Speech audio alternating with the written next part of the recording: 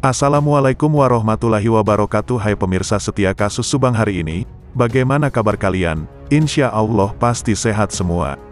Sebelum kita ke pokok pembahasan, kami sangat bersyukur ya, kepada kalian yang telah mengklik video ini, yang artinya, kami yakin kalau kalian masih penasaran terkait siapa pelaku pembunuhan ibu dan anak di Subang. Dan kalau begitu mari kita kawal sama-sama kasus pembunuhan Subang ini sampai terungkap. Apakah tersangka pembunuh ibu dan anak di Subang akan diumumkan tepat 100 hari pasca kejadian pada tanggal 18 Agustus tahun 2021? Belum jelas juga. Namun, selama 3 bulan lebih pengungkapan kasus pembunuh ibu dan anak di Subang, sebenarnya kasusnya sudah terang benderang. Bahkan menurut pakar forensik dari Mabes Polri, Dr. Sumi Hastri, hasil otopsi dan uji lab di Jakarta sudah selesai. Bahkan, fakta terkini, menurut Dr. Sumi Hastri, pemilik DNA yang diambil dari barang-barang di lokasi TKP kasus pembunuh ibu dan anak di Subang, sudah diketahui dan sudah ada di kantong polisi.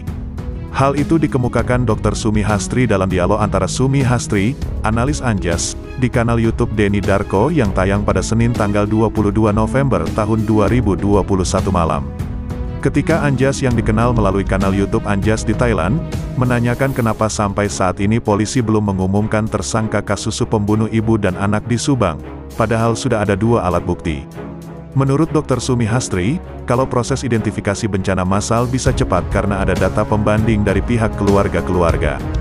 Demikian juga kasus teroris juga sama, ada data pembanding dari pihak keluarga.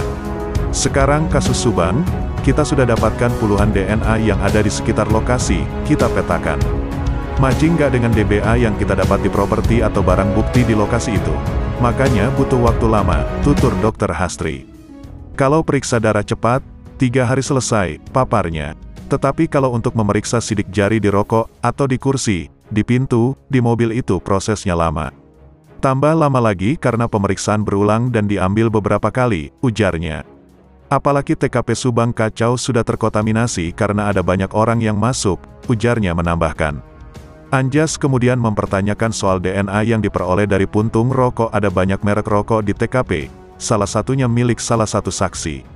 Mengapa butuh waktu yang lama untuk pengungkapannya? Menurut Dr. Hastri, setelah mengetahui itu DNA siapa, pemeriksa ingin mengetahui itu cocok gak dengan di lokasi. Itu sulit, butuh waktu lama, apalagi TKP rumah itu juga banyak didatangi orang-orang. Oh, yang paling baru DNA siapa, sesuai gak dengan kejadian. Lamanya di situ, sebenarnya kita sudah dapat dan sudah selesai, sudah ketemu semua dari hasil lab di Jakarta, paparnya.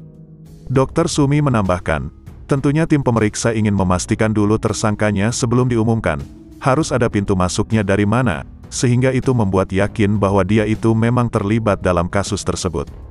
Baru setelah itu berkembang, Anjas juga mempertanyakan soal punting rokok, apakah mungkin bisa terjadi framing, bisa saja pelaku meletakkan rokok saksi-saksi tertentu ke TKP.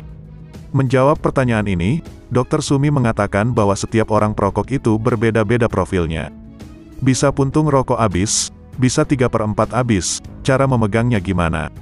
Kita juga coba ketahui profilnya, ternyata berbeda-beda, sehingga suatu saat diumumkan cara merokoknya dia seperti apa, tanpa disadari kita punya data-datanya, ujarnya. Itulah kerja polisi, benar-benar hati-hati. DNA sudah berbicara dan profil dia sudah berbicara dan itu ada rekamannya, paparnya. Sumi mencontohkan, saat diperiksa saksi merokoknya seperti apa atau bekas punting rokoknya saat diperiksa itu juga diteliti, jadi rekaman data. Nah, bagaimana menurut kalian? Terima kasih sudah mampir di channel kami. Kami tim kru redaksi yang bertugas mengundurkan diri. Semoga terus diberikan kesehatan, amin. Serta pelaku Subang semoga segera ditetapkan siapa pelakunya. Amin amin ya robbal alamin.